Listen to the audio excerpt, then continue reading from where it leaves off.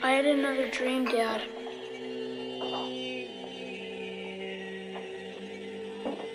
I understand, son. But we have to get on with things, right? We each have responsibilities. Yeah. I think we are live. Hey, everybody inside the Decoders of Truth. I'm gonna get an audio hiccup, so I apologize. But if you guys are watching live, we really, really appreciate you guys being patient. I think it's been about 5 weeks since we originally announced that we were going to go live inside the group, and it hasn't happened until now. But I'm really excited and thankful tonight to be joined by Gunther Sonnenfeld. He will get a chance to introduce himself in a second, and his business partner Andrew Markell. And then also we have Shane Bales, of course, from the Ruiner blog. So again, super excited to have everybody here tonight. I'm going to just be a moderator in this discussion. I'm going to let these three guys share their prodigious intellects, and we will go from there. So I think the goal is, and you guys correct me if I'm wrong, I think the goal is we're going to go 60, 70 minutes, talking about our discussion topics. And then after that, if there's a bunch of questions in the group from people watching, we'll try to answer them. You guys good with that? Yeah. Okay, cool. So I'll just hit first person. So Gunther, introduce yourself to everybody. I'm Gunther Sonnenfeld. I live in South Florida now. I'm from California originally. And I'm a businessman along with Andrew. We're building alternative infrastructures in tech, media, energy, education, materials, and other things. We're just basically committed to building an alternative infrastructure for the economy, given the state that we're in as a society. My background, in a different way from Andrew's, is just worked across a lot of domains. I have a pretty interesting family history, which is why we're somewhat familiar with some of the presiding power elements in the world. But our intention is really just to focus on change and what that requires now, so that we can live better lives. Awesome, man. Awesome. Thank you so much. Andrew, you're up next. Hello, I'm Andrew Markell. Right now I'm in Surf Pines, Oregon. Nice. It's beautiful. Yeah, there's tall grasses, dune, and then the ocean right there. So I got some surfing in. Speak up a little bit. Oh, is that better? Yeah, just a little bit better. That's good. So I grew up in New England, and then I've been out here in Oregon for a long while, about 15 years or so.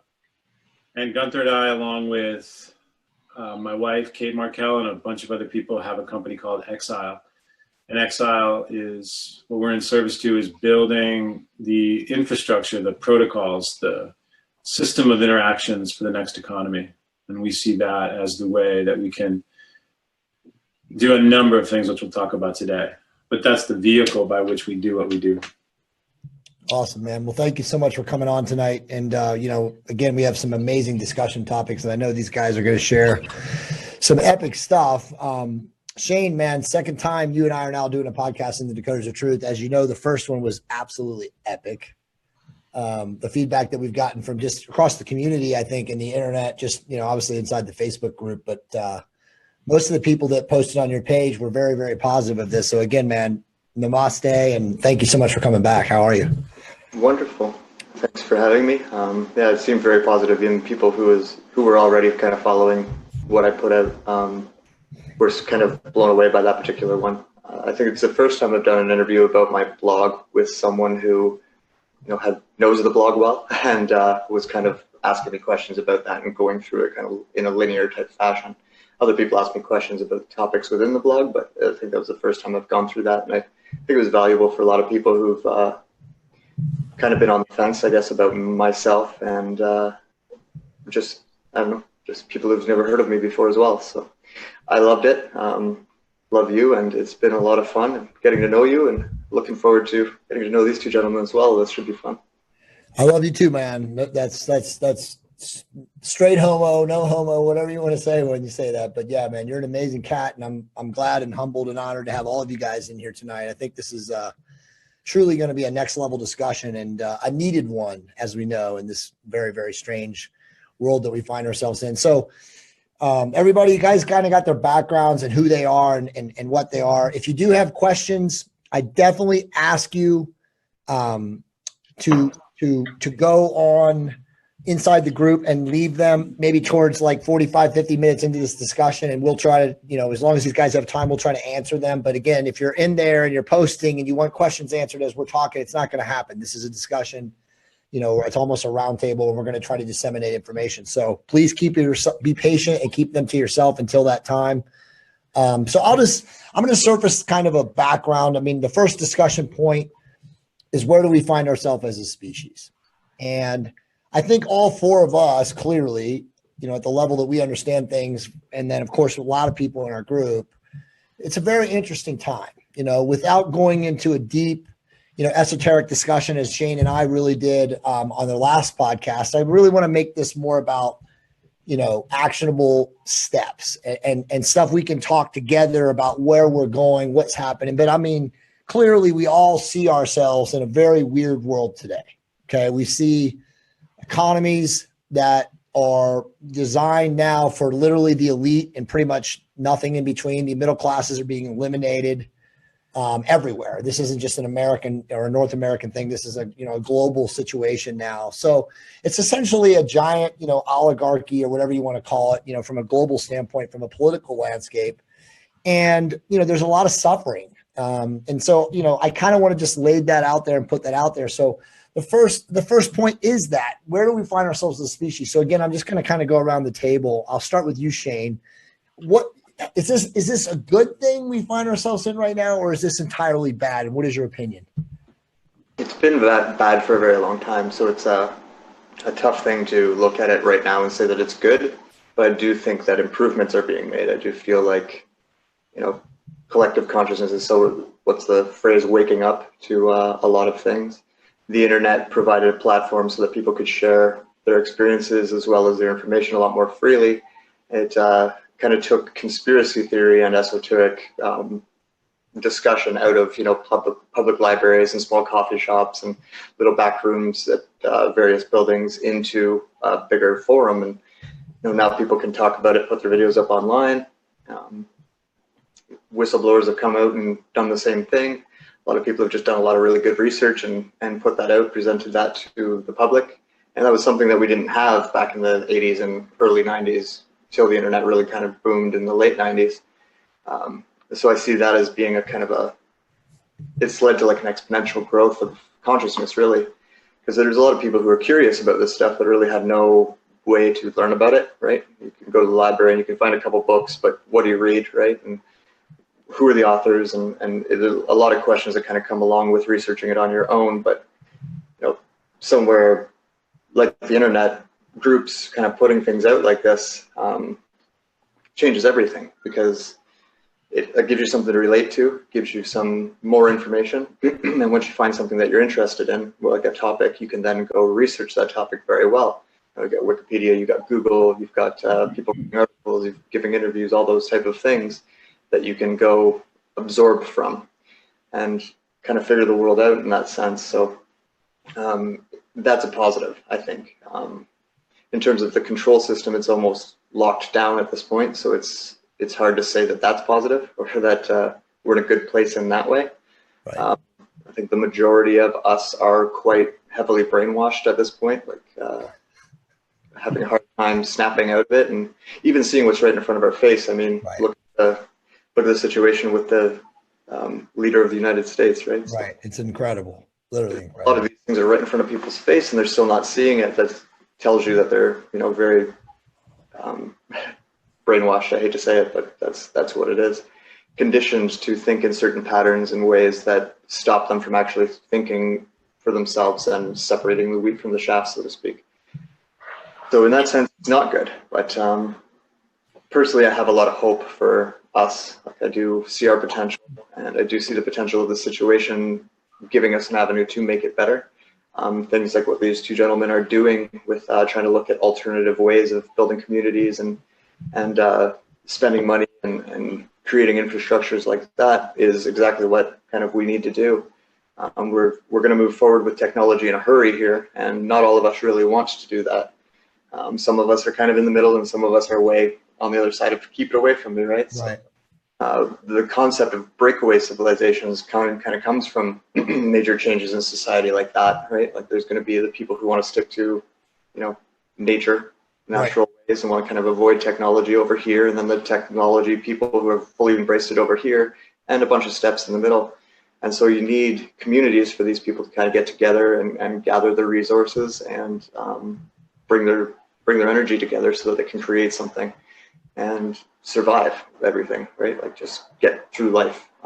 So all I mean by surviving, I'm not talking about any kind of earth changes or anything like that. I just mean like progress through life and prosper and thrive. Right. So Just succeed in the money magic system, Shane. Exactly.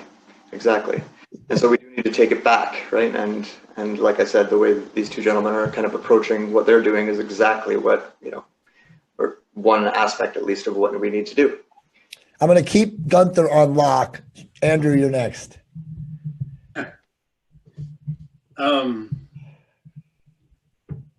Well, I mean, for me, there's a lot of different ways to look at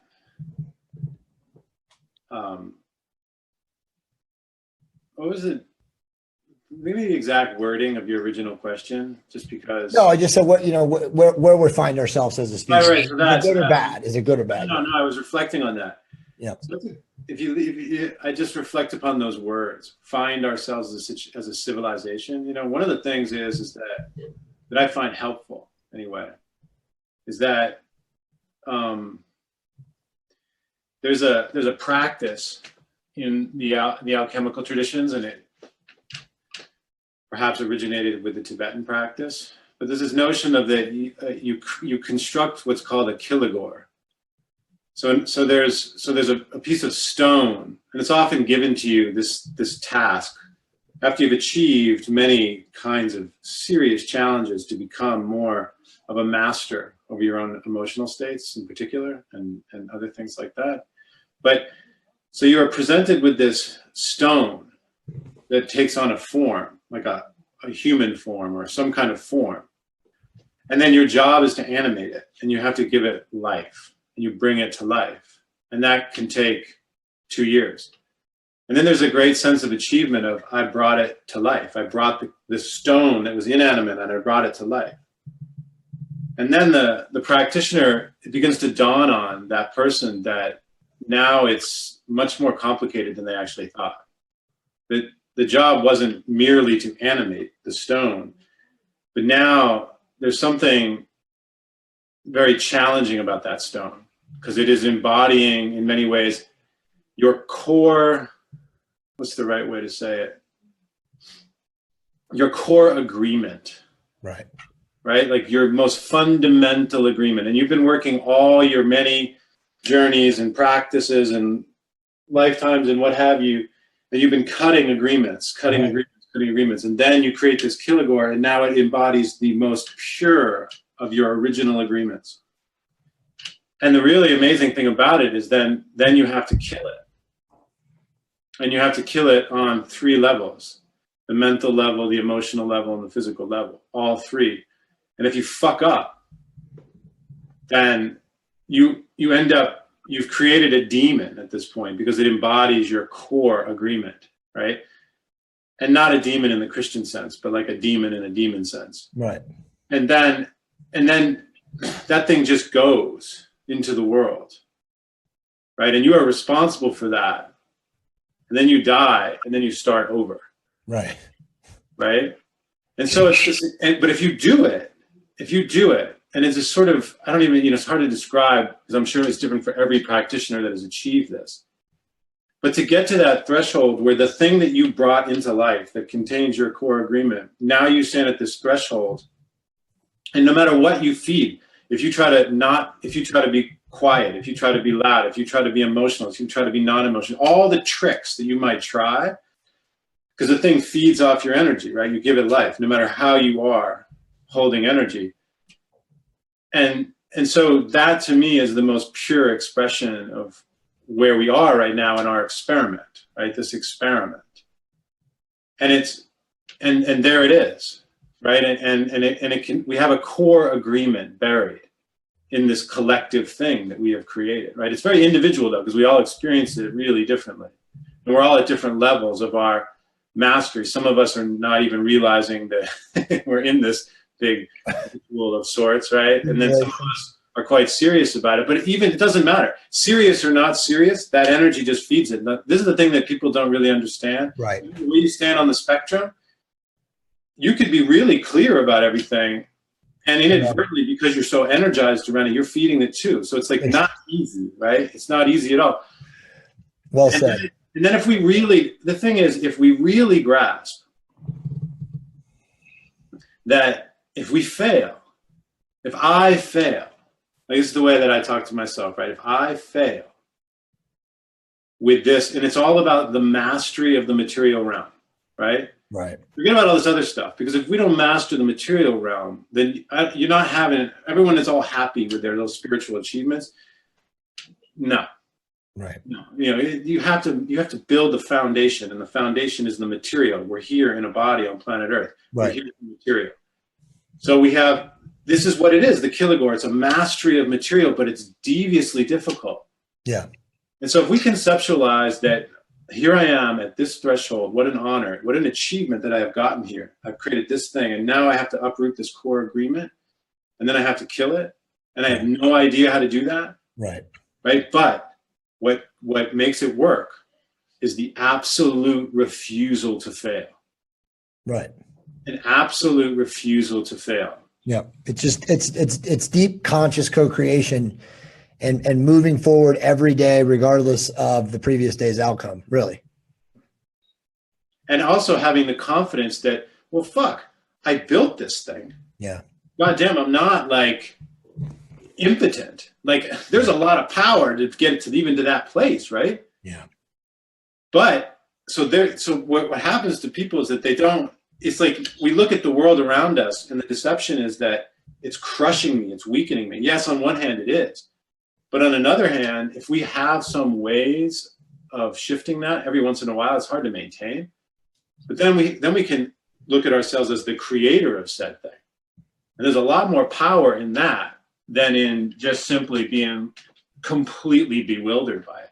But I don't want to hear it if anyone's like, yeah, I'm always in that power place. That's bullshit. Then you're just smoking crack. I mean, because we ping pong between these two things, right? Yeah. Let me just say one thing, and then Gunther, I know you're going to drop some serious science on us.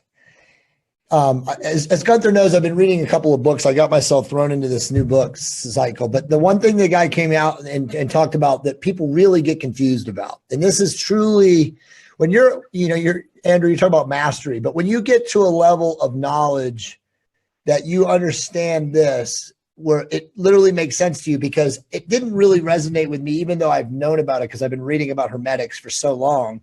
But when you truly understand the duality of the polarity, and you're living that term, that phrase, and you're living in a world which is exactly summarized by what you just said with the Kilgore, there's no escaping that duality of that polarity. It's going to be good, it's going to be bad, and it's going to come back, and there's no riding high or riding low. It's just an expectation that that's where we're going to find ourselves. And so many people don't understand that. I mean, how many of our friends have said to us, God, I'm in the best place ever, and I'm never going to go back to where I was, coming out of bad marriages or collapsed businesses or whatever, bankruptcies. And you hear that. And you want to say, no, dude, or, lady, it's coming again. But just it's so hard for people to keep that construct. Go ahead, Gunther. What do you want me to say? No, I'm kidding. No, to build off normal wisdom, bro. Come on. To build off what has been said, if you look at existence as a conversation, and you look at them, you look at the elements as objects, so this, that, and other. Socioculturally, we have been designed and programmed to think in terms of duality, right? I mean, it's the Hegelian dialectic, it's the Cartesian way of thinking, it's reductionism, it's all these forms of duality that do not promote or enable other. And what I mean by other is possibility. Right. And what do we know about the universe? What do we know about the world? The world is full of possibility. Infinite. But if the idea of possibility is rendered infinite, not the individual necessarily, not necessarily the spirit, but the idea of possibility is rendered infinite, then you're enslaved in a certain sense. Hello. And the number one thing that we see across the board in life and work with people is that they don't see possibility. Right. And it's really simple. It's so powerful because that is manifestation. That is how civilizations have arisen and fallen. It is how control mechanisms work. I mean, if you want to take esoteric knowledge, quote unquote, or the presiding power structures, what do they own? They own an idea. Right. They own an idea. That's it. That's all it is. It's an idea. Yet, experience, embodiment is in the realm of possibility in creation. So, in a nutshell, where we're at as a species, we have seemingly have been rendered infinite by an idea. And at the same time, if we look at duality, right on the other side of that, connected to that, is an immense opportunity. Yeah. And if you cross that threshold and you commit in a self-responsible way, and you change the conversation and turn conversation into action, the possibilities are limitless. And that's where we're at. That's the state of affairs, basically. Well said. Question to that then, and you guys can all answer this. The percentage of people capable of that kind of conscious manifestation who are understanding what we're talking about, what is it, in your opinion, of people right now walking around on this planet? 5%, 10%, 2%? I would just say that it doesn't matter. It's not really the right question. Okay. Because how does it not matter? It doesn't matter. Of course it matters. No. Well, why? Well, no, but why does it matter? I mean, maybe I'll ask you. Because we can't, because there has to be, in my opinion, I don't know anything. I'm an idiot, but I'm just saying there has to be at least some group, in my opinion, on this planet, collectively, consciously, energetically connected that can, manifest a better world. I mean, right now, I guess I have a great world. I'm not complaining, and I'm not trying to cut you off, Andrew. I'm just saying that there are a lot of people on this planet suffering. That's what I'm saying. And I want people to not suffer. Maybe I'm a dreamer, hopelessly dreaming, but based on what, Gunther just said, I believe that there is a way for things to get better for the people that are suffering, but I don't want to cut you off. What if? I only question the question because one, it's kind of an impossible question to answer, right? Because who knows? But also, it tends to be a somewhat of a debilitating question because then there's the presumption that a certain quantity is required to create the change that is so important, when in fact that itself may be an error in logic, and that instead what we're doing at Exile, I wouldn't say this is perhaps hubris of the Greek kind, right? To challenge the gods, right? Because that's what we're doing right now. It's very Olympian, right? We're challenging the gods. The gods have gone a little bit berserker. Right. They could do better. Zeus can do better, but he's just throwing around a lot of fucking lightning bolts right now. One of his 6. There's a lot of shaking going on. Well, yeah, because his son did something bad, or who the fuck knows what happened to Zeus. They're very temperamental, We always take it out on the mere mortals, like ourselves, right? But the way we look at it at Exile, and it's a certain kind of hubris, and it's a healthy hubris. It's one that says, actually, if we build the highways, the bridges, and the roads metaphorically and literally upon people will interact and transact and behave and communicate, that it's a kind of reprogramming, right? But not through weekend workshops and other kind of stuff like that, more just like the structure by which you work and contribute and participate in democratic forms. Mm-hmm. Those structures are redesigned they're dropped in. There's nothing devious about it. It's just simply that I guess part of our hubris is that we're smarter. Yeah. So that means that we can design better systems. And if you design better systems, people will use them. And if people use them, then you make a lot of money. And if you have a lot of money, then you can manage a ton of assets. And then with those assets, you can do just what Buffett does. Why not? We should buy the railway. It's a great thing to own, right? And these things can be owned and used sensibly. Right? And that's the whole point of the kind of mastery of the material world. And it doesn't take many. Because if we have insights into sort of like what has happened, and that we have basically given everything over to Zeus and his compadres, then it's not very many up in the sky, right? Up in the Godland that is actually dictating the terms of engagement. So the terms of engagement can be changed. And that doesn't take very many people. And then if it's better, if my job is better, if my money is better, if the opportunity is better, if the work is better, then I'm fucking gonna do it. Yeah. And in the only way that people will fundamentally, sustainably relieve their suffering is when they experience a form of economic liberation. Yeah. Right? Most people suffer, not all. I mean, there are all kinds of people, but the vast majority of people on the planet right now that are suffering because they are locked out of any kind of economic opportunity. Right? It's absolutely the truth. And then it's terrifying to be in that position. It's literally terrifying. Yeah. Right. And so consequently, you cannot expand your consciousness because you are terrified, and you have every reason to be terrified.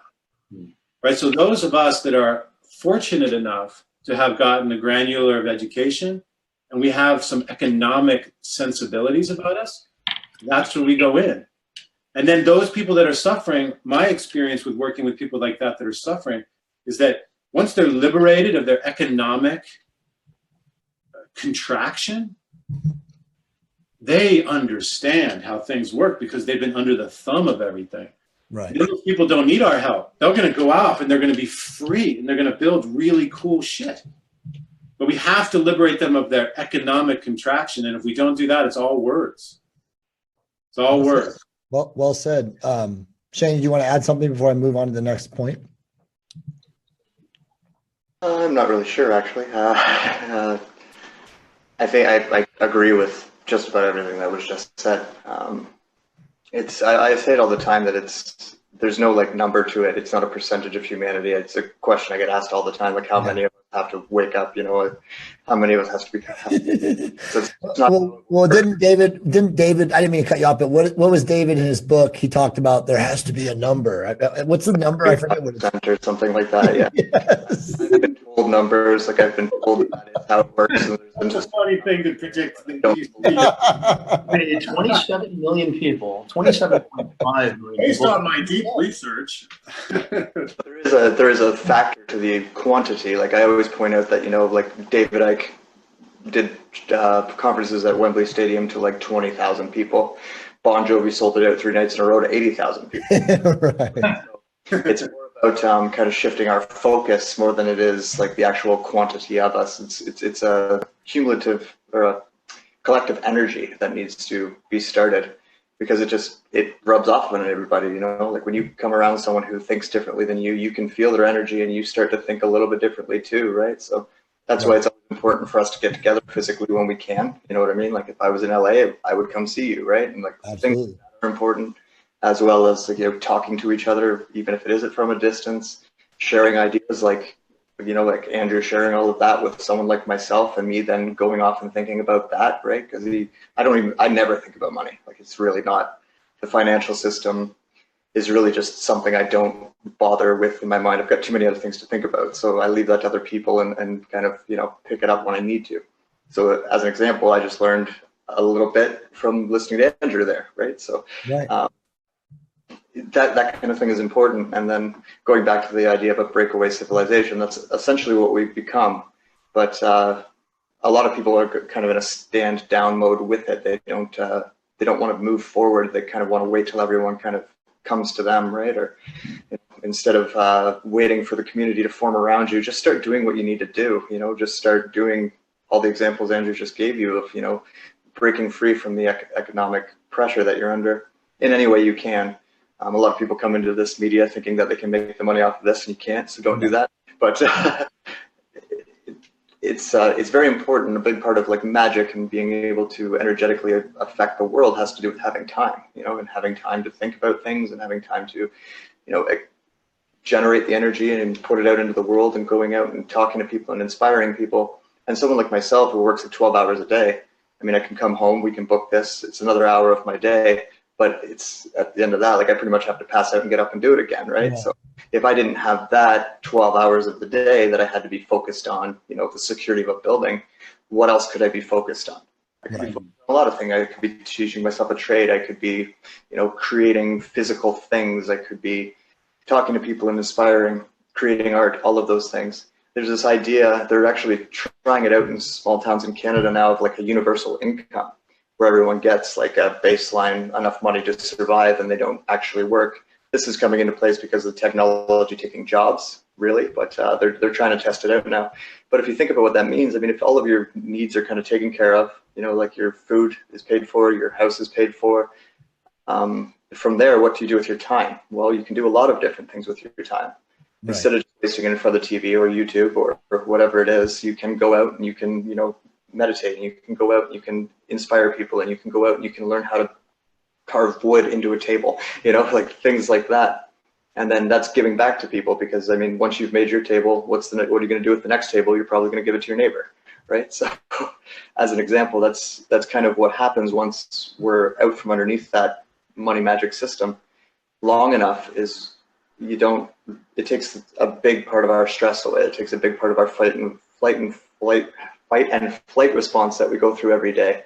If you've ever listened to Bruce Lipton when he talks about, blood flow and how if it's in your visceral system, you're growing. But a lot of the time, like, that's not where it is. We're traveling to work and we're not sure about the guy on the subway with us, or we're in a car, we don't know if someone's going to crash into us, or maybe the traffic's bad. Like, we have all these different things that kind of mess with our energy every day that come back to that same financial system that they've had in place for a couple thousand years, right?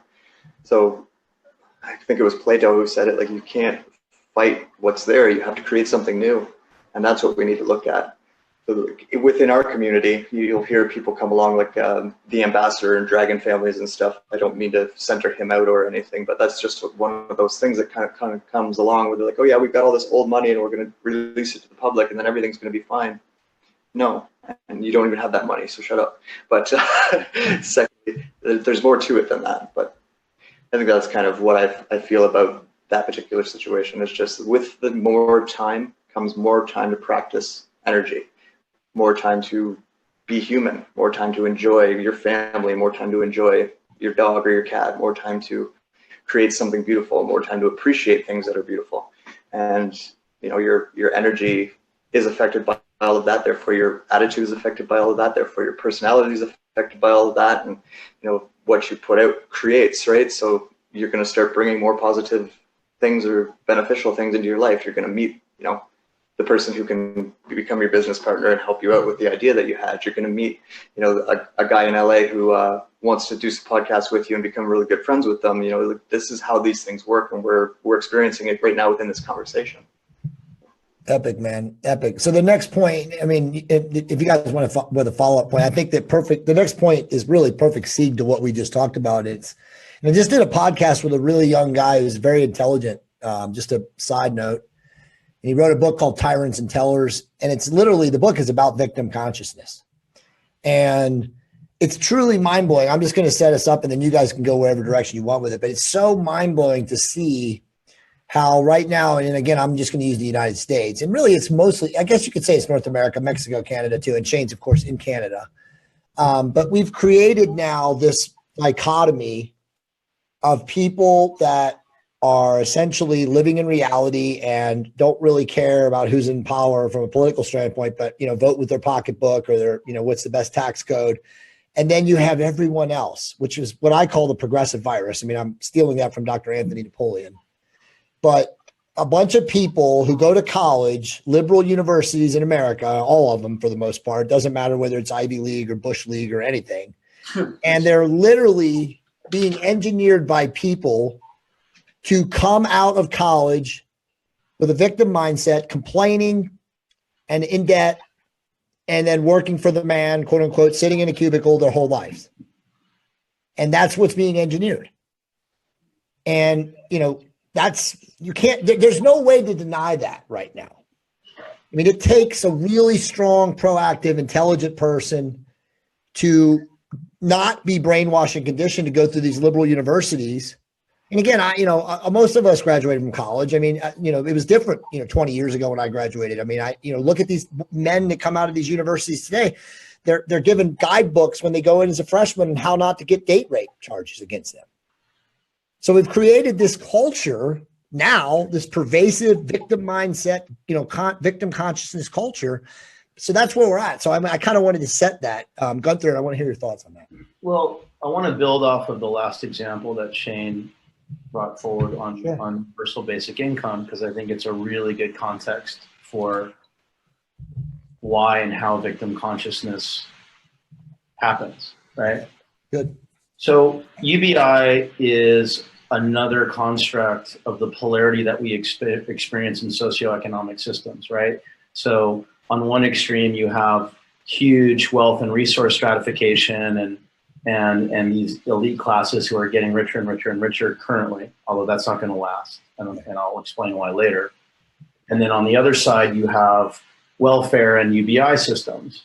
And what happens with these constructs is people make radical assumptions about reality and behavior. What do I mean by that?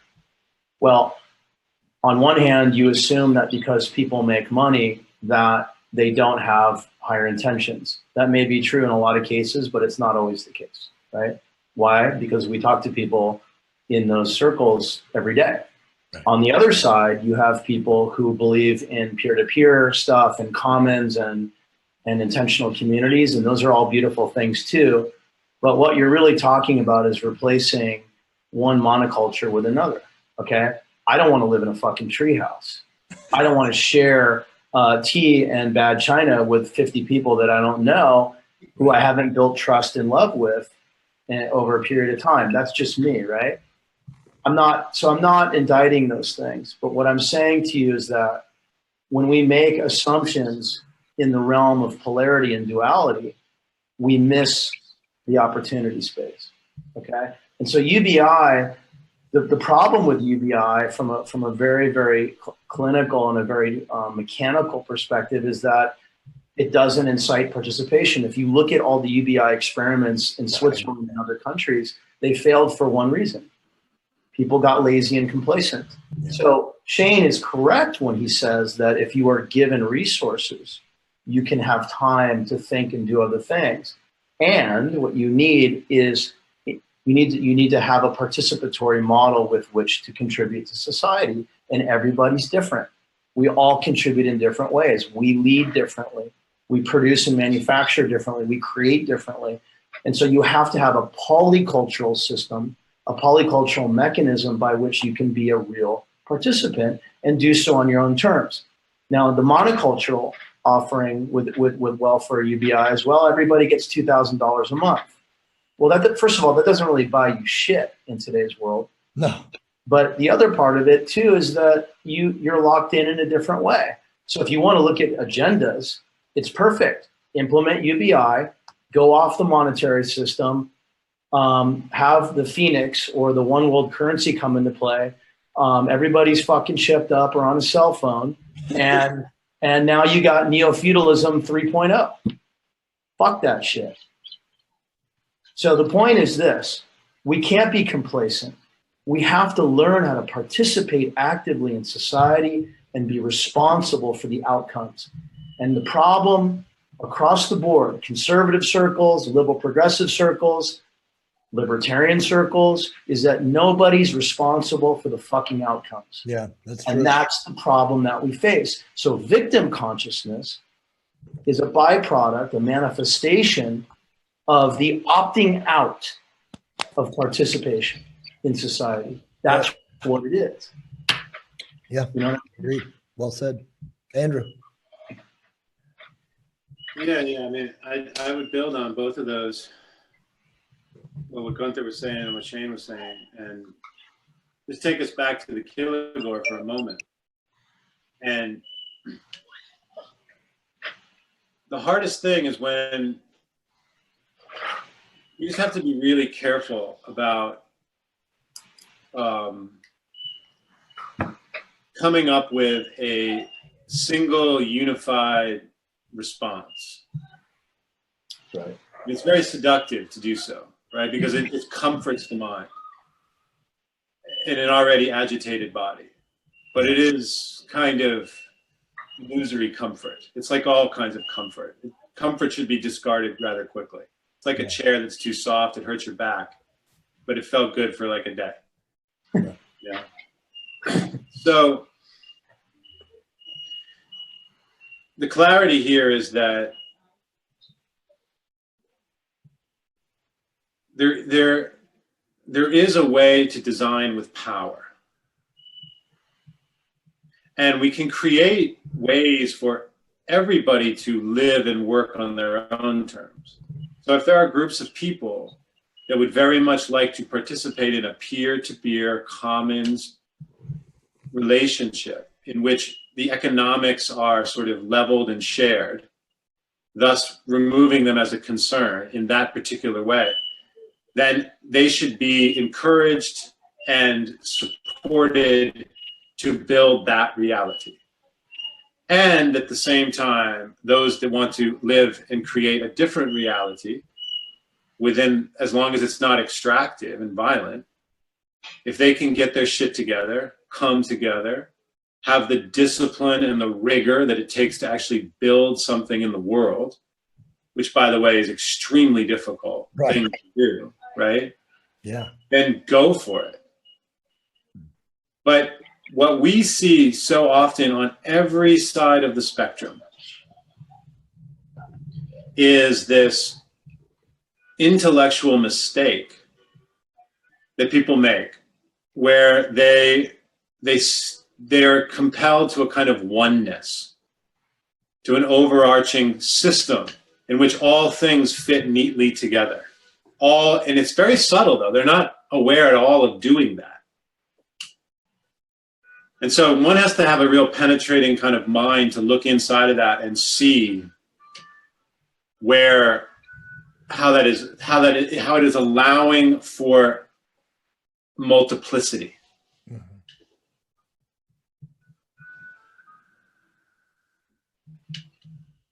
I'll kind of take over from there and say that the universal basic income, like Gunther pointed out, is a control system. It is going to be used that way because, you know, they do kind of control you to an extent, because not everyone's going to be on it, right? Like until it is like a straight across the board thing, then not everyone's going to be on it. There's going to be classes kind of created as they're implementing it, and it's going to be kind of dirty and whatnot. I was using it as a concept of just having resources taken care of, right? Like you can take money out of the equation, or the income part of it out of the equation, and just realize, like as a group or whatever, that the resources we have need to be shared.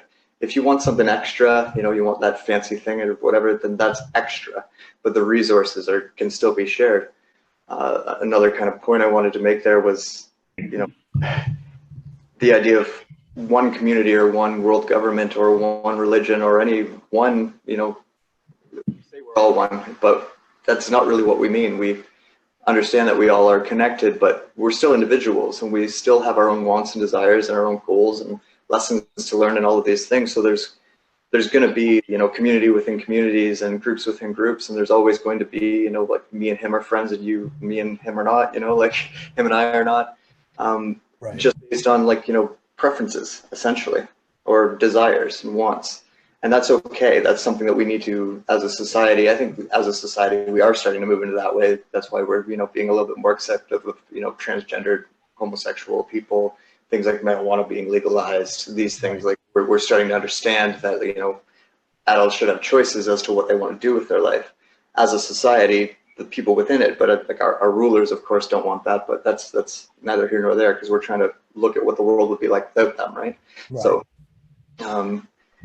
is the same thing with religions and different esoteric teachings, like even with the stuff that I went through. When I say like I was moved from different places, sometimes the program was the same. It was just a different approach to it. The outcome of what you're learning is the same. It's just worded differently. And that's why we have multiple religions on this planet, because even they understood, like, not everyone learns the same. Not everyone appreciates the same thing. Not everyone can understand the same concepts and ideas. And sometimes you need to have an alternate concept and idea to present to somebody that still gets the same result, right? Or the same answer. So when it comes to revisioning society in terms of that, we tended to look at it as an all one, like everybody in the same boat type of thing. And we still can't do that. We still need to understand that, what you're doing and what I'm doing may not really work together one-on-one or within the same space. And it's okay for you to be over there while I'm over here, and that's a more of a understanding or psychological shift we need to make of accepting each other and accepting our differences and accepting duality as well, because we all have that spectrum of light and dark within us, right? So. Right. Well, very well said. All of you guys this is amazing. And again, if you're watching in the Decoders of Truth, we appreciate it. We've been about 15, 20 people watching live through the whole thing. So again, we appreciate you guys watching. And we'll be making this recording live on Shane's channel. And then, if you guys want me to upload it somewhere else too, I'd be happy to. These guys will have it too. But just back to that. Yeah. I mean, I'd like to stay there. The next 2 points are really kind of similar, and you guys can go any direction you want with them. It's deliberate intent and coordinated action. And I know that's a lot of the stuff that you guys are doing, and you're building your new infrastructure and stuff. But I really like staying on that duality of the good and evil. And if more people were accepting of that reality, that you can't have one without the other. And I know that religions have really capitalized on that, as you just said, Shane. That's a great point, by the way, about how it's the same person creating all, or the same group creating all the different religions, but understanding that people learn differently too, right, from different races and whatnot, and value propositions in their cultures. But I think most people really get lost on the idea that good can be evil and that evil can be good. And again, as the pendulum is swinging, it just depends on like what, variant or what gradient of the pendulum you're at for either of those two potential, realities or permutations. So it's like, but just if more people could accept that, I think that we would have less strife, not just from a personality standpoint and a behavior standpoint, but just, culturally in the world. I mean, what are your thoughts on that, Gunther? Well, I think morality and ethics in particular is just another form of control. Right. I mean, when you interact with somebody whose heart is pure, they just act in higher intentionality. They don't think of doing bad or wrong things because it just doesn't cross their mind and it doesn't really exist in their conscious way of being. The interesting, perhaps the irony in that is if you study all the different presiding power structures in history, Druidic, any of the secret societies, they don't think that what they've been doing is wrong. Right. They don't get it as evil. They just do what they do, and that's more or less boils down to a use of a darker energy that is beyond their control, although they're not even quite aware of that. but it's simply that. And so, when we talk about deliberate intent, the law of deliberate intent, and we talk about coordinated action, when that foundation is created for people to do things with a higher intention, you don't need morality.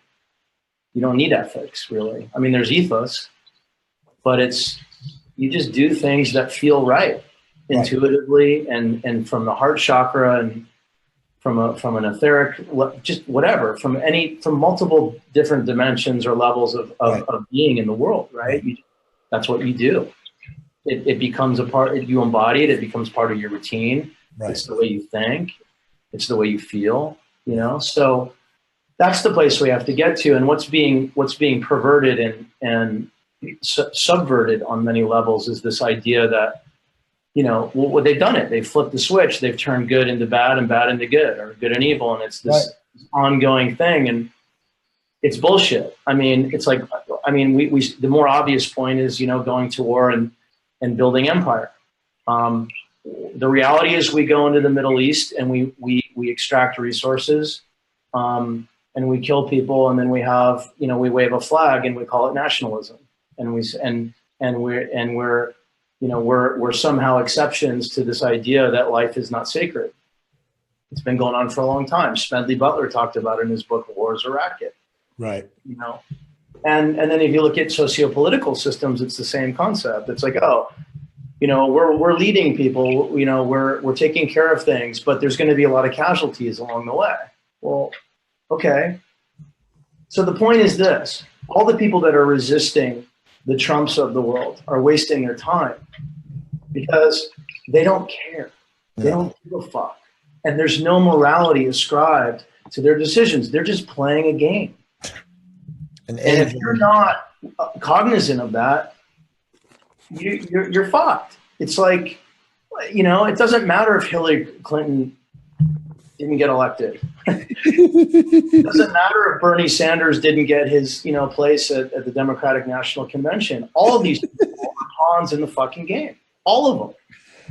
All of them. Oh. And if you think Trump has any real power, you are deluding yourself. Exactly. He can't even buy himself a seat at the table because the real elites think he's a buffoon. Well, because he is. Because he is. So all he represents is the unwillingness of the average man and woman to take responsibility for their own realities. That is the bottom line. Plain and simple. And when you do that, everything shifts. I can't really put it any other way than that.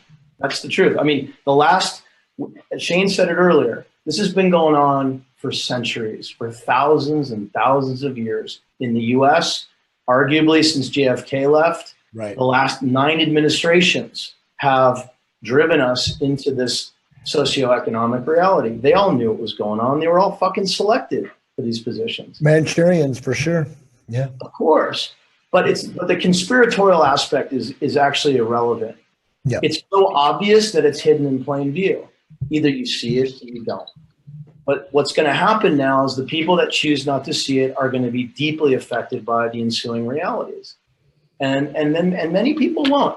So when we talked about the number of people that are waking up, I would tell you that in the United States, I'd say they actually ran some polls recently, about 40 to 50% of people are aware that the system is fucked up. Okay. Then you have militias. Then you have people that are gun owners. Thank God, because we would be in martial law otherwise. Okay. Right. They can't run a military coup in the United States and get away with half the shit they plan because there is conscious awareness on some level. Yeah. And what it means is that people are willing to step up to the plate when their backs are against the wall. Yeah, I mean, and just to that point, it's a great point, man. Well said. And Andrew, I'm gonna let you jump in here in 2 seconds. I have a lot of friends in the military because of my book and stuff, and every one of those guys to a man. A lot of those guys, especially the tactical, the spec ops guys, are extremely aware. They are in positions of high stress, a lot of times isolated in nature. I've heard stories. I think I told you guys. Some of these guys have told me that animals have communicated with them when they went without food and water for 50, 60 hours. I mean, so, she, her, Gaia, Mother Earth, whatever you want to call it to him, is very powerful in her own ways, as we know. But those guys are not going to turn on us. They're not going to turn on American citizens. They have no hope. You're right. I mean, whatever they, again, the hidden hand wants to do, it's not going to come in a way that it will, require human action of citizenry. Go ahead, Andrew. Why don't Shane go first? I'd like to hear what Shane has to say about the question. Oh my, I don't even know what to say. I definitely agree. Like I've said the same thing. Like the military as it is, like the human military definitely isn't, brainwashed quite enough to turn on us. I mean, some of them are. I used to manage a video game forum, and a lot of those gamers are people in the army who, do their job all day and play video games all night.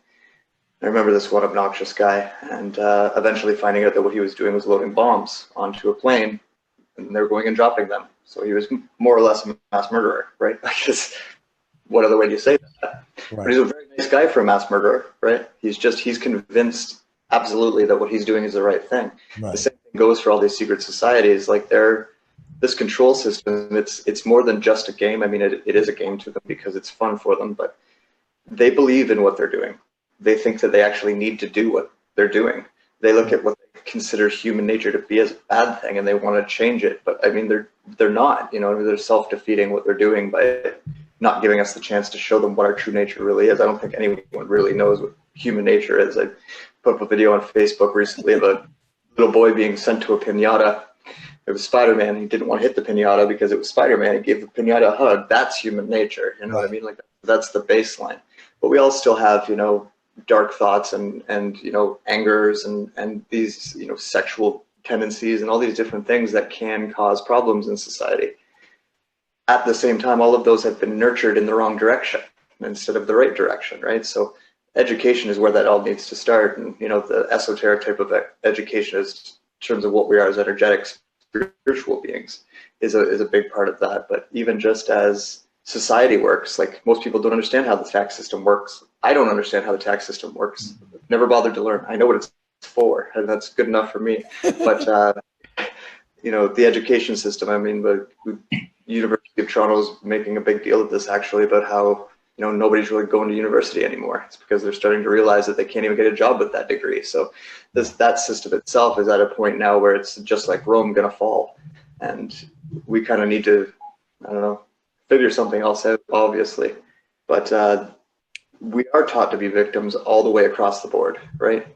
Like, right from day one, right from our first day of kindergarten, probably before that, like, what do we tell kids? As parents, what do we tell kids? Do we tell them, don't do that because you may hurt yourself? No, we say, if you do that, you're going to get hurt, right? So it's even just the terminology in that is wrong, and that's the education part of it. But I think I kind of lost my point there. I think that the human consciousness, when their back is against the wall, will stand up for itself. Yeah. Excluding brainwashed people. We do have other factors in this, like the more conspiratorial factors that kind of make it more difficult, but we're trying to set that aside for now, right? But as a species, as a race, humans, if they were left to their own devices, could figure things out. And if you take away the environmental pollution and manipulation of energy and genetics and all of that kind of stuff, like, we're pretty powerful beings, right? So we would figure it out. It's just a matter of how do we get to a point where we're allowed to try and figure it out. Right now we have people figuring it out for us who don't necessarily have our best interests in mind. They have their view of what they want humanity to be, that human 2.0, as they call it, right? Like that. That's kind of what the AI. Yeah. The idea of, like, cybernetics and technology over nature and energy is kind of what they want, and that's why they are able to push us in that direction. But there's no overthrowing them. Like, it's the whole idea of, like, we're going to just overthrow them. No, they will adapt to us, though. If we start doing things differently, they will start bending the rules. They didn't necessarily want homosexuality to be legal, but we managed to get that to happen, right? They didn't originally want, marijuana to be legalized in California, but we managed to get that to happen. That's the idea. I just watched recently, actually, The Day the Earth Stood Still. And that alien, Keanu Reeves, is explaining to the other gentleman, you guys are destructive. You kill each other. You do all this nasty stuff. Like, you can't be allowed to continue this. And he says, but we need to know that. We need to know that we're at the, our back is against the wall, because once we are at that precipice, we're going to do something different. It's only when we're left with no other option that will change. And so from our point of view, or what we need to do is realize that we don't have any other option and just change. Because we can't keep doing what they've set up for us. We can't keep education the same way. We can't keep healthcare the same way. It's not working. It's been broken for a very, very long time, and we all know it. It's what's normal to us, right? Like, I see it all the time where it's like, a guy will go to the drunk and get trashed and then come to me the next day and be like, I don't know why I did that. I think it's a bad idea. Like, I don't even know why I drink, but all my friends are doing it. You know what I mean? So that's kind of it, is we've got this follow the leader type mentality as well that needs to go away. And that's kind of, people within this community are realizing that, you know, the leaders they're not powerful. They're not smart. They're not really anything. They've just been given this role to play, and we've been stupid enough to follow them. You know, Wizards rule number one: people are stupid, and that's kind of what we've been for a very long time, is stupid and not really thinking about our best interests. We're thinking about what people tell us our interests should be, and so. Well said. I don't mean to cut you off. Amazing. I mean, thank you. I just wanted to add one point to what you said about humans being naturally good natured, and you can play this game with anyone. I mean, you can go into the darkest alley, the worst bar, and meet the most menacing looking, biggest jack dude ever with tattoos and, you know, a gun wrapped on his arm, and walk up to him and be like, hey man, how was your day today, dude? Are you doing okay? And they'll literally, it's just human nature. The first reaction is be like, good, man. How are you doing? Before they go back to, ah. So there's no doubt that we are, from our conscious co-creation standpoint, who we are at our essence is good. There's absolutely no doubt about that. I've played that game with so many different people in my life, just as a test, a lot of times. And I've never once ever had some guy say, fuck you. I'm going to kill you, motherfucker. It's never happened. Just on that point, even like sociopathy, psychopathy, narcissism, all those things are developed. They're not just there. You know what I mean? Like, that's why MKUltra was created, was to create those things in people. You know, multiple personalities don't just happen. Trauma creates them, right? So, you know, you can't necessarily rid the world of trauma, but you can rid the world of a place where a certain group of elite people can create trauma for you on a daily basis just because they know that that's what they want. And we can also learn how to process the traumas better that cause those problems. And then, you know, it only takes about 3 generations and we'll get rid of those genes that they say are responsible for these different things that do make people nasty and do make people evil. As a baseline, before all the trauma, out of the womb, everything working properly, we're not that. We are not evil. We're capable of it. We have the capability to be that way. It's a choice, but it's you know, it's not nature, it's nurture. I mean, one of the, to build on that, one of the things to consider in all of this is that, I mean, if you want to talk about a new world order or whatever, you know, meme is associated with the control mechanism, I mean, we're already in it. We've been in it for a long time. Yeah. We're not like, we're not getting there. We're already there. Right. So the reality, or one reality, is that there really is no ruling elite. They're kind of, I mean, there is in a certain level in terms of how you opt into things and whatever, but it's kind of like an open, chaotic field right now. It just is. And if it wasn't, we probably would be in a much more advanced version of a new world order, or whatever you want to call it. And we're not. So we need to look at it for what it is. And if you observe the economic landscape and you observe the sociocultural landscape and you observe the political landscape, yeah, it's defunct and it's not working and it's broken. And at the same time, you also realize that power has been disintegrated. It's been spread thin. It's not concentrated like it once was. Right. So we're not really controlled by anything but our own ideas about who we think we are and what we should be doing. I mean, that's kind of the bottom line. I mean, if you take AI, for example, it's really just a simulation system that simulates the behaviors of mass populations of people and individuals. That's all it is. It's not good or bad.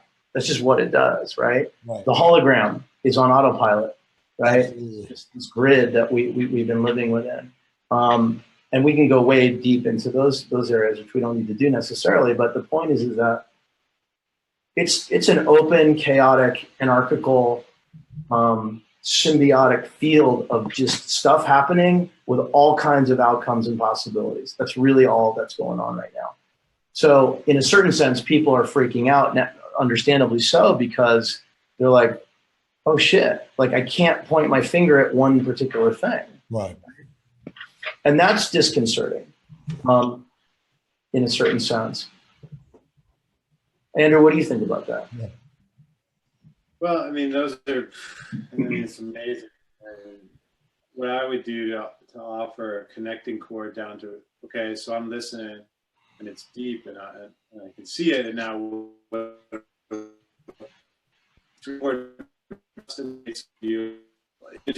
need the big picture. You have to see deliberate intent. You have to see it, and then you have to move your thought away from it. And the only way to move your thought away from something is through practice, physical practice. It has to come through the muscle, right? And so this is where the rubber meets the road. So I can see, I can feel, I can taste, I can think about, I can be certain about, and then there's a whole kind of body of work that I got to do. And then the question is like, and it's our responsibility, I would say, like people like us four, we have to be disciplined ourselves and make sure that we are giving, we are doing that. Give people, when they ask the question, okay, now what? Right? Because too often people are left with, we give them all this like heavy ideas and we have fun talking about it and we can like follow each other's threads and we're seeing it, right? So it's helping us and perhaps it helps some other people as well, but it could just as easily, as we talk about these things, further erode any last vestige of power that they might have in their body. Just like, well, fucking hell, I mean, Right. How am I going to deal with all that, right? Yeah. I gotta buy food tomorrow. I gotta go to that. So we have to be real careful that we are sensitive to the traumatization that Shane speaks about, and understand that the nervous system, when it gets to the circuit breaker, it's not a choice, and oftentimes we can paint a picture and then we have to give the practical skills. So I like to look at the law of deliberate intent as a practice of deliberate intent, and then ask yourself the question: if anyone tells me something and it's heavy and it's real and it's a story and it's got a picture to it, I'm like, okay, how do I do that? How do I get that, right? So when I listen to someone talk about something, particularly if they've been trained, the first thing I want to try to understand is, were they really trained, or did they just think they were trained? Right? Were they told that they were trained, or were they really trained? And you can see that in a person relatively quickly. And then if they have been trained, then the next thing I want to know is, what have they learned? And then in the medicine tradition that I was taught in, then I want to steal a little bit of that. But Right. stealing medicine is a sign of respect, right? I want, like, they have some power. I want that power, right? And so in the practice of deliberate intent, in which Exile and our work is really an embodiment of this. I mean, we're not perfect. Hell no. We slip a lot. But the purpose, the intention, the sort of the mandate is, how do we build with our thought not fixated on this other thing, right? To give ourselves some of those unlimited possibilities that both Shane and Gunther are speaking to. Like, that is a practice, that is a discipline. That takes a very focused kind of seeing and intelligence and physical practice, right? You have to have a nervous system that can handle the charge of actually doing this work, of shifting your thought away from something that is, as we've all talked about, is so omnipresent and seductive and very difficult to, because let's say, okay, I turn off the TV, but did my girlfriend turn off the TV? Because it's coming, and then I'm, so it's like, you can't,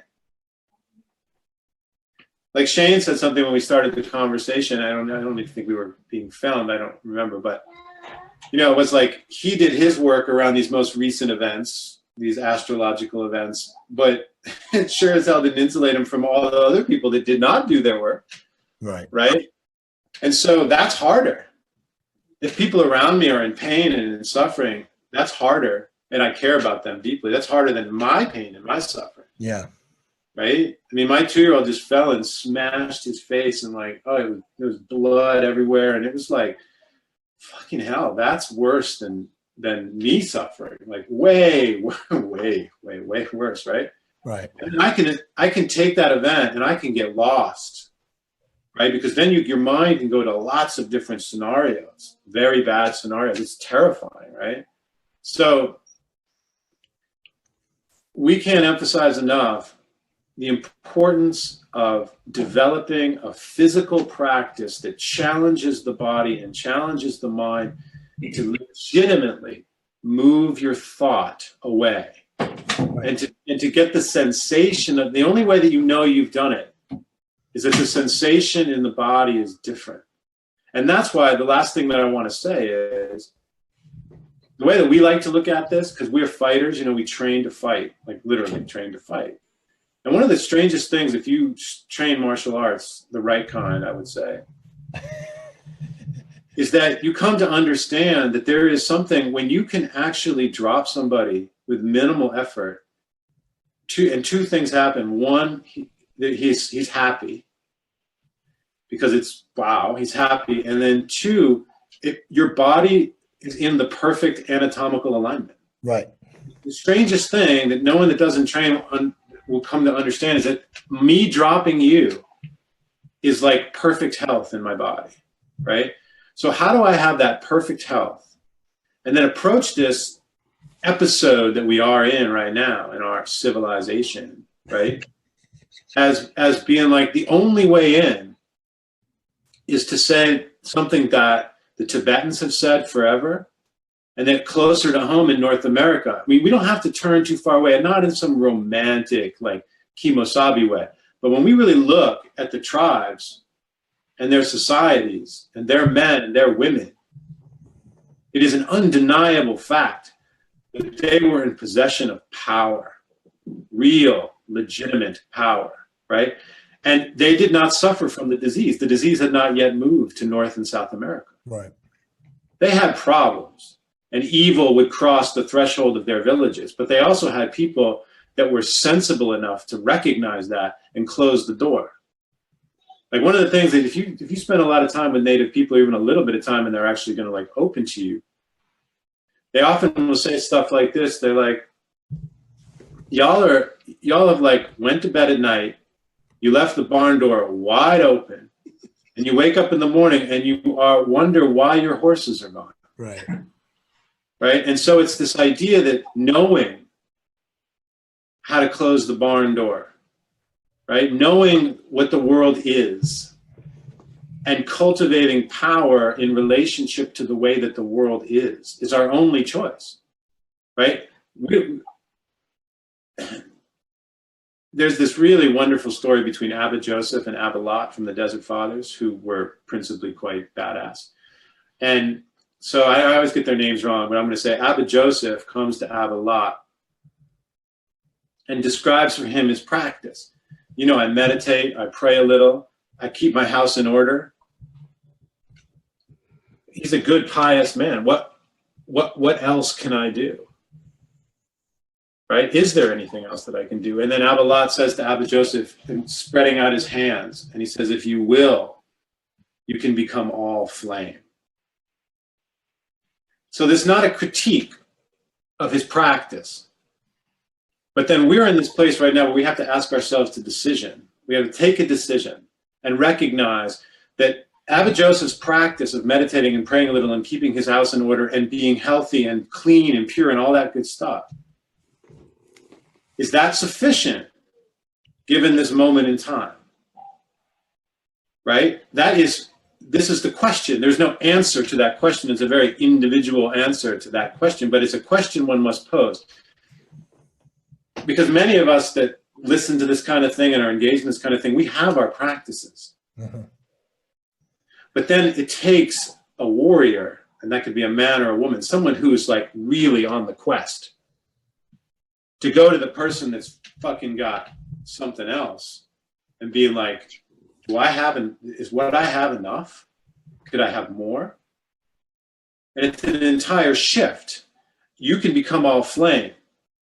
That's heat. That's a physical thing. That's not metaphor, right? And we look at it from the standpoint, if we're going to deal with these ideas that we're talking about right now and actually be able to integrate them, if you don't have a heavy, serious physical practice, and I'm not talking running, I'm talking about a practice that allows you to expand through your nervous system, to give you capacity, electrical capacity, because we're no longer in the 120 volt deal. It's a 220 or more. So everyone's house is burning up, or the circuit breakers just shutting it all down, right? It's like a Rush concert in your house. It's not going to work. You got to rewire your house. So we got to be really careful. We got to make sure that the practice, the way we're spending our time when we're practicing, can it hold that concert sound? Can I run that kind of energy? Yeah. And if we can, then everything that we're saying here will be fuel. But what I always get nervous about, even in talking in this way, is that the listeners are going to get confused. I'm not saying they will, but even if they're not confused, often what we see is when we talk in too real a term, I don't know, real, whatever that word is, but you can watch, and you can watch in the nervous system just cuts it off. Yeah. So we have to take responsibility. Those of us that know a thing or two and have access to a practice or two, we have to really be cognizant and if we're going to change anything, we have to be responsible and give people that tool, a physical thing. I mean, change your diet, all these kind of things, but you got to run heat through your body now. Yeah. Right. So how do we all contribute to that presence in the world, that power? Because if we got back to the Osage, who I knew, some of those Osage trained many, many generations, if we got that again, which is right here under our feet, it's right here. I mean, these people lived here for 30,000 years. Their ancestors are buried here. They put it all here. It's all here. And it has nothing to do with all this shenanigan that we're dealing with on a day-to-day basis. And all we have to do is tune into that. And that's that can help us understand how to vibrate with power. And if we do that, and then if one person walks in the room and they really have that practice, people are intrigued, they attune to that, they want that thing. And that's what we'd like to see. If you have something and you can vibrate with that kind of power, then show that to people. And then if they want it, show them how to do it. But of course, tell them that, they're probably not going to make it, but hey, that doesn't hurt. You should try anyway. Well said, brother. I want to jump in there just because I think, what do we do next is the question I get all the time, and nobody ever likes my answers because it's very simple. It's simple things. It's like I'll say, take up a martial art. That'll benefit you in ways you don't even understand right now. It's not necessarily about fighting. People don't get that. It's about a battle with yourself, right? And that's what we're doing with our shadow work. Practice is another big concept that people just don't seem to get. It's like, they'll meditate for a month or something and it doesn't work for them. They're not having any experiences. You feel a little calmer, but whatever. It's called practicing meditation for a reason, right? Anything that we're going to do, going to quote Bruce Lee, I'm not afraid of a man who knows 10,000 kicks. I'm afraid of a man who's practiced one kick 10,000 times, right? That's why, it's the repetitive, it's the practice, it's the understanding that you are going to fall and you're going to get yourself back up and you're going to try again, right? Instead of getting that defeated attitude that comes from our victim mentality as well, but getting that defeated attitude of I tried meditation, I didn't really get anywhere with it, so I'm going to fucking go to the bar and drink beer. Or, that's kind of what people do a lot of the time where, you need to keep practicing, right? And all those things, I talk a lot about imagination and will as being the main components of magic, right? Our imagination has been crushed, but when you learn martial arts, or you learn yoga, or you learn, a practice like that, your imagination runs wild because it's got to, right? It's got to in order for you to progress in what you're doing. And that's what we need is our imagination is so dumbed down and so put off to the side that we're not creating magic anymore. Most people, can't even just visualize things properly anymore. And it's really, really sad. And it doesn't matter how much will you have if you can't create, right? And so it is the combination of having the creative imagination to come up with an idea, to implement, and then having the discipline and the conviction and the will to practice it, right? And make it real. Even when we were talking about universal basic income, they're not just putting it out in the whole public, they're doing it with small towns to see how it works, right? Like, it's the same idea. If you're going to start martial arts tomorrow, you're not going to go, spar a black belt. You're going to get in there with a bunch of other guys who are also in the first class. And there's a reason for that. It's learning. I don't know why. Well, I do know why, but I'm not going to say why. But like, learning is something that people they almost feel weak if they have to do it. It's like everyone just wants to know. Everyone wants a quick fix. They don't realize that you're going to have to work for this. Hello. Yeah. You're going to have to work for it. You can't just just take TRT and be jacked. You still have to work out, right? Like, if you take steroids and you don't work out, you're just going to get fat. Like, that's a good analogy for what happens in the spiritual communities as well. I read all this stuff. I'm awake to all of these things now, but what do I do now? Well, what did you learn when you woke up to all those stuff? You learned that they were keeping your imagination locked up. So practice your visualizations, practice using your imagination. Create a movie in your head instead of sitting and watching one in front of Netflix, right? That's a practice that will help you develop your own personal power, and power being the other part there. Our controllers' power is illusory. They made us believe that they have power. They do not have any power. Most of them are less intelligent than a lot of people I talk to in this community. A lot of them have worse ideas, are terrible people compared to us, right? The power is an illusion. The power that Andrew was just talking about is not, and we're all capable of developing that. Every single one of us. It's going to take some time. It's going to take practice. You're going to fail more than you succeed, but that's part of life, dude. Like, just deal with that. Push yourself through it. At the end of it, if we can, if you can do it, then you're going to inspire someone else to do it, right? Like, I've started working out much more since I met Jay, just by looking at pictures of him. That's it. You know what I mean? That makes two of us. Yeah, there you go, right? It's like I listen to like a Joe Rogan podcast, and it makes me want to quit smoking because he talks so nasty about smoking. You know what I mean? Like, that's other people achieving things instead of getting bitter about it, which is the victim mentality of like, how come they're older privileged? That's why they got that. Yeah, there's always an excuse. They worked for it, right? Like, and exactly. We're the worst at lying to ourselves. We're the worst at making excuses for ourselves, and a lot of the reason why we are apparently weak and powerless is because we fucking believe we are. And as soon as we get past that and realize what power you do have over yourself, that extends to your neighbors, that extends to the environment, that extends to society, and that extends to the planet.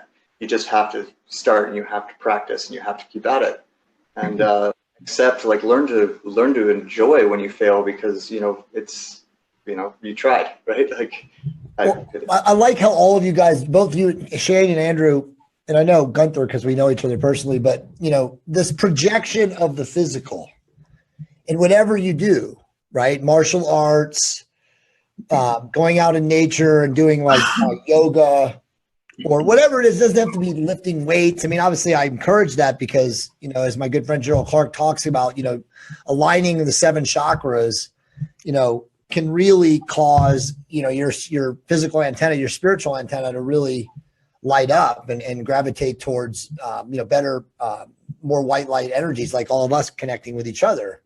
But it's true. And that really just embodies the spirit of coordinated action and deliberate intent too, right? Because you're projecting something that becomes a ritual, a physical ritual, whether it's going to the gym, whether it's meditating, whether it's doing yoga or whatever it is. And then you do it, ritualistically, consistently, and over time. I mean, all those things teach a lot of great stuff. It teaches wisdom. It teaches the ability to succeed. It teaches people, or teaches you the ability to rise above and to overcome, especially when people are physically limited and they work towards improving their physicality.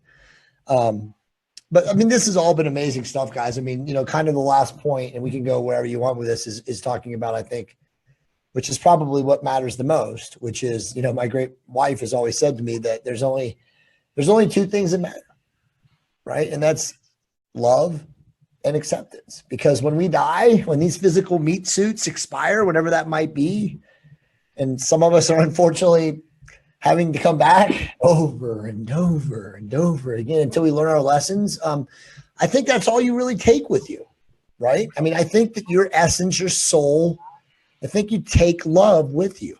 I really do. What do you guys think about that? I'll start off with something that you just said, which is like coming back over and over and over again to learn lessons. that is true. That does happen.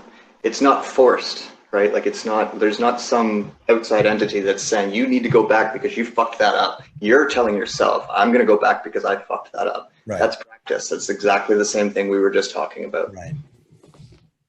Well said. Yeah, I mean, love is it's ever present. I mean, I'll provide a couple of examples for me recently. You know, I had met somebody, a wonderful woman, and we started dating, and we long story short, we decided to be friends, but honestly, like, develop a kinship, because we realized that we needed to support each other to build a foundation, and in slightly different ways, but pretty similar in a lot of areas too. And so this idea of developing a kinship between a man and a woman, or brotherhood or sisterhood between people in general has been lost. And so, you know, what we have to do is regain love and respect for each other in that regard. And I got to tell you, I mean, for me, it was a huge revelation, because I thought, man, that's so beautiful. Like, I didn't lose anything. I'm gaining a foundation that I need to have regardless of who I end up with in the future, whether it's her or somebody else. I don't know what's going to happen. And I'm okay with multiple scenarios. But we typically don't do that in society, right? And we don't earn trust. We don't earn respect. We don't build trust in relationships across the board. And no wonder we're you know, sort of operating on stilts, you know, in business relationships, life relationships. So that's something we have to do.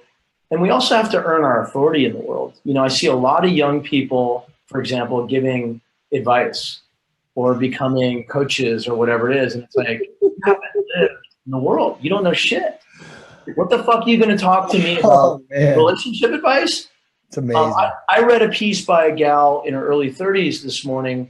It showed up in one of my feeds on Medium, and she was basically talking about breakups. The first thing she says atop the piece is, well, I've never been broken up, or I've never suffered heartbreak. And I'm like, how are you?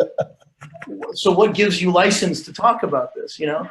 So The mindset I'm expert. talking about getting a credential. I'm talking about earning your authority in the world through experience. Agreed, man. Earning love and respect, and then being able to give it to people.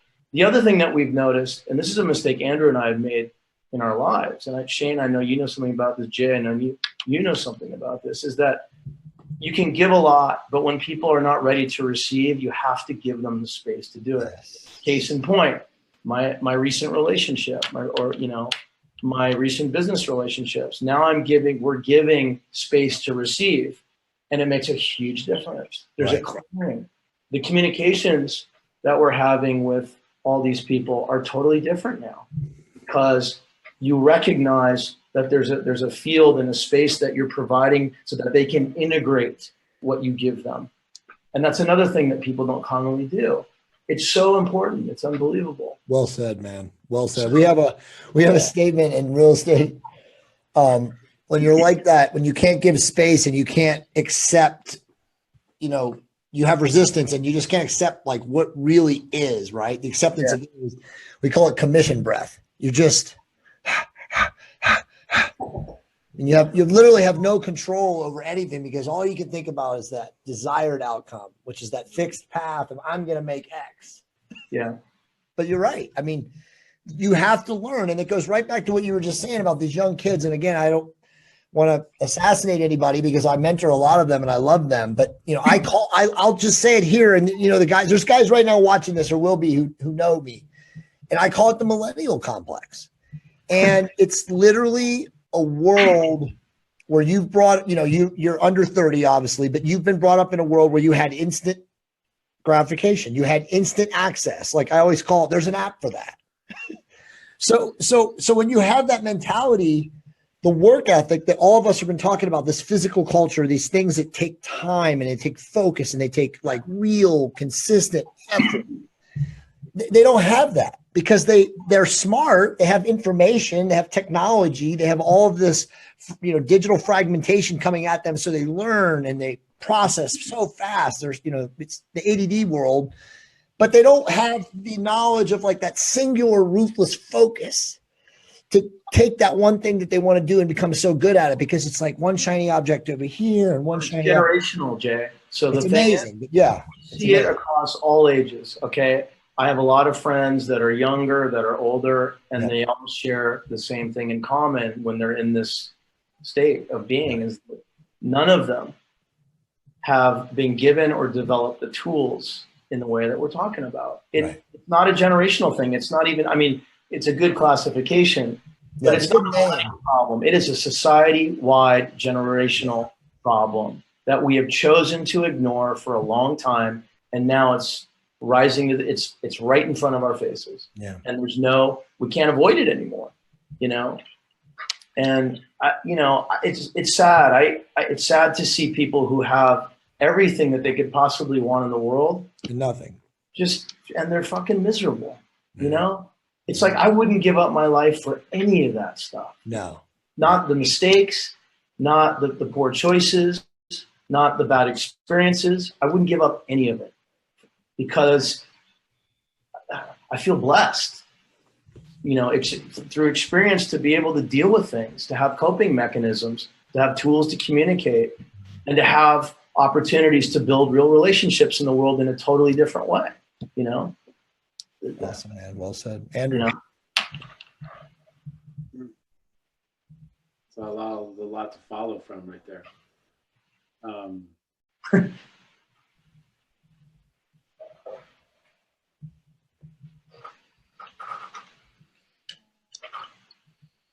Yeah, I mean, I guess the only thing that I would add is that this is just personal for me. I have no idea how it relates to other people, but when I'm at my best, not as much as I would like.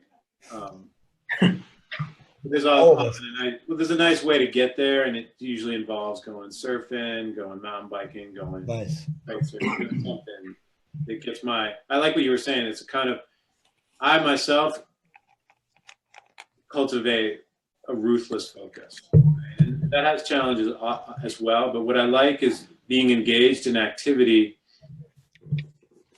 that does not allow me to move my focus. So like when I was,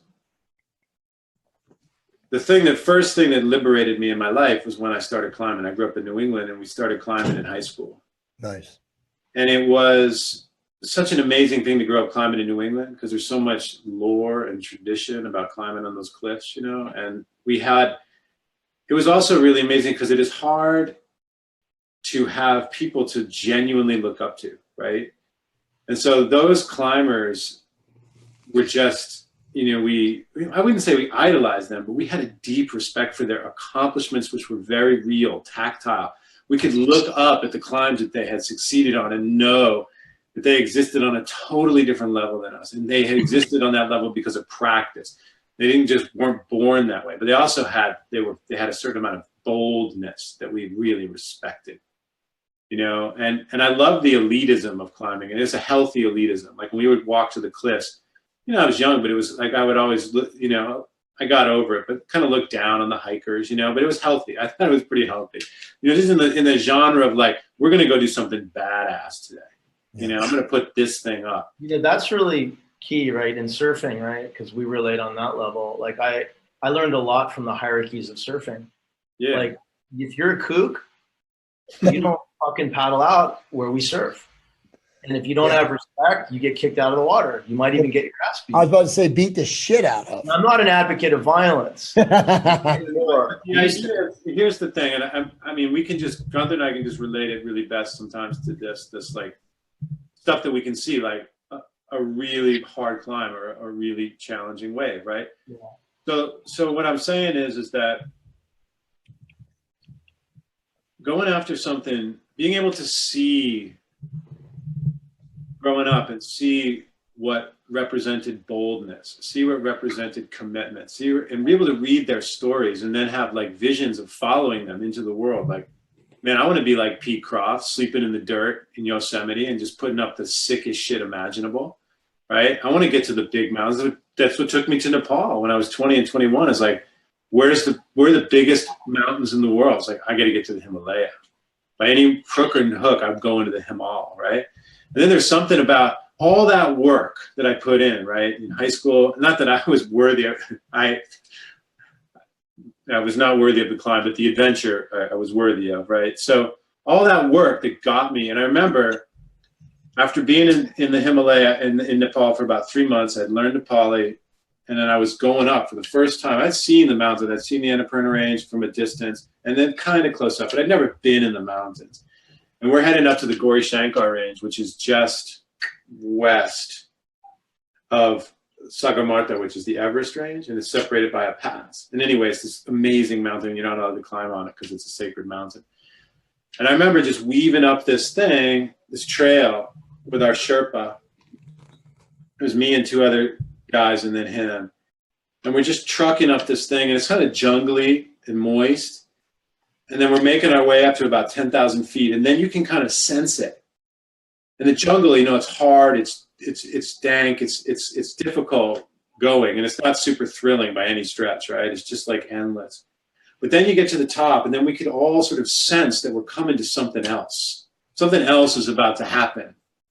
And then if you talk to anybody, that first time when you come out of that lower elevation in the Himalaya, and then you come to the pass, to the opening, and then you are greeted with this cairn, and it has all these prayer flags with this just fantastical, magical language, this Tibetan language, and it's amazing. And then you come and you crest this thing, and then you lift up your eyes, and then you see it for the first time. It's fucking awesome. And you've never seen anything in your life that big before. It just, even after being in the valley and everything like that in Yosemite, and I've been on some big things, and it was immediately, I had 2 immediate comprehensions. 1, wow. Right. And 2, I am not fit at all to climb on that. I'm a meaningless motherfucker. Yeah. Right? And that was an amazing feeling to get it. See, what we have to instill in ourselves and in others and remind ourselves of this all the time is it's like that. This moment is dark and it's evil and it's full of all kind of stuff. But in reality, if we frame it as, I am worthy of that. Like I am worthy of summiting on that thing, but I know that I'm not in, like Gunther was saying, I have to earn the right to stand on that summit, right? And that's the thing right now. If we're going to really get over the victim stuff and all this other stuff, it's like, this is a challenge. It's a huge challenge. It's a scary challenge. It's one that you can certainly die on. It's one that you can certainly go insane on. It's one you can lose everything on. All your marbles can just like spread out and just dissipate. Right. But at the same time, to stand on that summit and to look back is to say, you know, I just did something sick. I made it. And it's much harder than climbing a peak, right? Because a peak has maybe at worst 30 days of sustained emotional, as you were saying, relentless focus required, which means you can't be relentless. You have to have the things that Gunther was talking about. You have to have this kind of pure communication. And then with Shane, you have to be able to, like what I'm hearing is that you have to be able to listen to your environment, like listen to your environment, right? So when we get there, this is why I'm not all that interested in, and maybe it just comes from my climbing background. I've never really had much of a draw to how many people, and I need to get a lot, because personally, I don't like dealing with a lot of people, because most people, when I'm dealing with them and building with them, they're not ready to build anything. No. When you're a climber and you go into the mountains, you learn very quickly that your partner better be better than you. Or you're fucked. Because you're going to lose your focus. You're going to lose your confidence. Right. If it's hard, and every climber will tell you when they've been in the mountains and they've just lost their confidence, and that's what you need the other dude to just step up and carry. That's awesome, man. Right? But that's where we are right now, right? So we don't need a lot of people to summit, because here's the thing. If our imagination has been crushed, then anything that we're seeing right now is not real. Right. It's like when I'm down in that lowland elevation and I'm around the big giant rhododendron and all this stuff. I mean, it's beautiful. It's hard. It's dank. It's dark. It's all these beautiful things.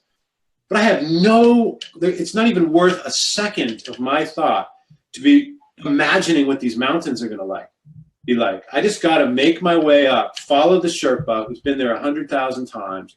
He knows the terrain, right? So find someone that knows the terrain, follow them, right? Not that they're going to be your guru, because he's not my guru. He just knows the way. Right. And then I have to do it, and I get up there and I see this peak, and then here's the deal we got to all get to right now. Those of us that are going to build anything, We don't have to actually summit. Right now, really, the way that we see it is we just have to have the discipline to get to that first thing. And then it's really literal. I'm saying this is literal. When you get there and you see the Karens, you see, which we don't realize quite yet. We don't know that there's been a whole people that have been up here before. And they've left their inscriptions in the stone. Their prayers are in the stone. It's all there. So it's best that we don't fuck around and like have our book meetings and have our little thingies and do any kind of planning, literally, until we're up there. Because up there, we can tap into what they already know. Then we convene, and it's like once we've absorbed the knowledge that has been left there for us, now we're prepared to summit. Right now, we're not anywhere near. That's like me. I'm 20 years old, and I'm like thinking I'm like hot shit climber. And then I get in, I look at that, and I go, "Ooh, dog." Well, this is where practice comes into play. Like tomorrow, I'm going to wake up and I'm going to go surfing. We got a hurricane swell. It's going to be big, and I'm excited. You know what I'm excited about? Getting my ass handed to me the first several waves. Right. Because I've been out of practice for a while, and I know how to surf pretty well, but I haven't done it in a while. And it's a reminder that like you got to stay at it. You got to practice. You got to keep your body attuned. You gotta change up your routine, you know, and in a world of 30-second meditation and instant gratification and you know the audiobook Sherpa on the road, it's like, oh, man, you got to go in the world and you got to experience shit. Are there any Sherpas with audiobooks? I think there's a few actually. I listened to one the other day. Dogon Lampa Dompo has one.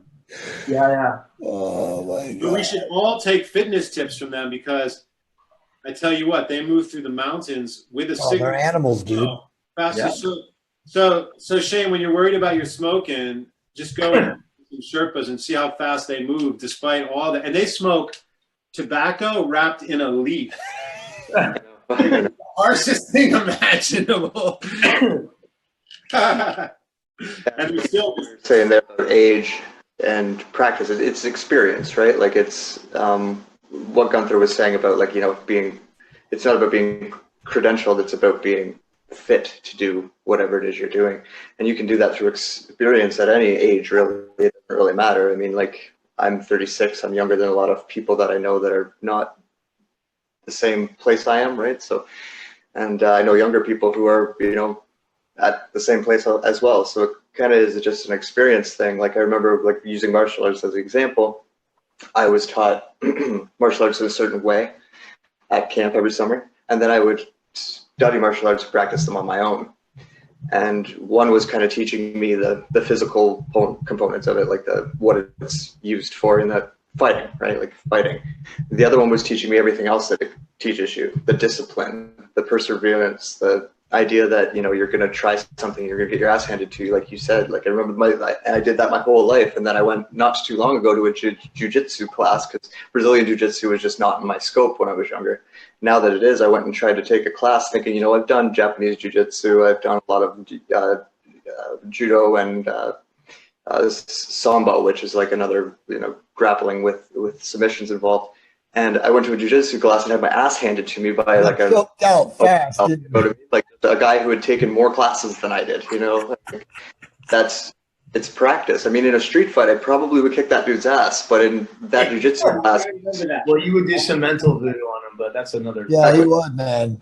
He'd conjure some shit. He'd move some energy around. Like that's just an example of how, like, you know, getting your ass handed to you and being humbled like that. Yeah. No, but that's totally true, by the way. I mean, that's like a rite of passage or a manhood right that I think you guys all know. Shane, you know this too. This doesn't happen today. I mean, I have six kids now under the age of 30, all guys on my real estate team. And we were at the gym today, and I asked them, you guys are going to laugh when I say this, but I ask them this question every time, the first time I get with them. And most of them, they go to the gym. They're physical culture people. I'm like, how many of you guys have been in a fight? It's insane. Like, these kids of today don't have that physical culture, that physical challenge of, like, you know, the way we grew up, like, growing up playing kick the can on the streets, tackle football, whatever it was, the physical culture, it's gone. Yeah. It's gone. Literally is gone. These kids have never been in a fight. And unfortunately, the violence, the element of violence, shows up now in language and in memes and other forms, which is unfortunate because True. Violence is obviously just an attribute of a lack of managing and conducting power. I mean, among other things, but and it shows up. It shows up in communications, right? I mean, someone accused me of mansplaining the other day, and I almost lost my shit. But it's funny. Like the language of the new feminist movement is more violent than it's ever been before. Right. Yet what they're talking about is domestic abuse. And I mean, I get it. Dude, I went to Reed College at the height of it. At the height of it, yeah, you know exactly what that's all about. Unbelievably tame. See, that's the thing. Well, look, it hasn't gotten worse. Yeah. It's less sophisticated. Right. Yeah. Because for reals, when I was first introduced to it in college, Reed College was an incredibly robust educational experience, right? Yeah. It was actually beneficial to be around those women. They weren't perfect. Jesus, we're all freshmen and sophomore. What the hell do we know? We get an idea and we get impassioned about it. But I tell you what, the thing is, it was anchored, at least the way I was experiencing it, in some rigor, some discipline, some structural systemic analysis, right? And I appreciated reading a lot of these women. Like I remember reading this whole deep book of Catherine McKinnon, who's a lawyer, and it's like, I was like, damn, she is breaking it down, right? And then if you read some of the African-American women, like Bell Hooks had a huge influence on my teaching when I was a professor, massively validated. So it's a question of needing to understand that it's always just a couple that have it. Yeah. So there's a couple writers, there's a couple feminist thinkers, couple this, couple that, they got it. Right. And then what happens is sort of little genre wakes up around them and everybody's sort of following Mother Duckling, but they don't have it. So it doesn't matter. It's like if you could have an experience, and I have, like you could have an experience of Chinese acupuncture. If you went to 100 acupuncturists, you could get garbage until you get to the one that's got something. Just because they're an acupuncturist doesn't mean they got anything. Right. So you can find this, and like I just had a plumbing problem in my house. Fucking hell! It took 3 plumbers, and then I finally. But then I said is what I always when I'm finally at the point. I'm like, I want your most senior plumber to come to my house. Everyone that you have sent is too young, right? And they were like, I want someone that's like 55 years old, right? And lo and behold, that's who they sent to my house. And guess what? He wasn't nervous. He wasn't conflicted. Done. He solved the problem. I felt, and you know how when you need something fixed that you can't fix, you know immediately, instinctually, whether that person is really going to fix it. There's no doubt about that. Even if they try, you know what I'm saying? And then when that guy or gal shows up in your house and they have it, you're so relaxed. That's true. That's it. That's it. That's how hard it is to employ people.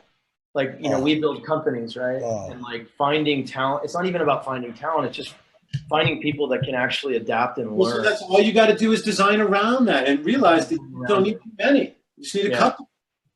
That one plumber is equal 1,000 plumbers. Yeah. Right. I'll take this one. Thank you. You can keep all 1,000 of the rest of them. And the one's going to be enough. Right? I mean, that's really what it is. It's like find the one in a generation. It's like in fighting and martial arts. The plumber. There's our theme for today. Thank you. So many martial artists, they got so much confusion, right? So let me get some comments from the people watching. And again, you guys, we truly appreciate this. This will be up here. All these guys, like I said, have prodigious intellects, and we've been talking a lot about some really deep spiritual stuff and some, obviously, a little bit of esoteric. I hate using that word, but thanks for listening. So Tori Scott, hi Tori. Tori's actually kind of been in my Facebook field of vision for a couple of years now. She says, I'm a middle-aged woman, and you guys may be surprised, but I can very well relate to this awesome conversation. So thank you. So thank you, Tori. And then Scion, Craig Satterwhite. Hey, Scion. So Craig, I know Scion for about 3 years now too. And he says, any of you guys can talk about this. He says, would you guys please speak about the Ka and Ba energy and its effects? Does anybody want to take that question? No. Shane? I really don't actually. I don't. It goes back to what I was talking about earlier, whether there's different like fields of learning for different people. Sure. The idea of the concepts within that particular field of learning is not something that works for me. So I tend to avoid.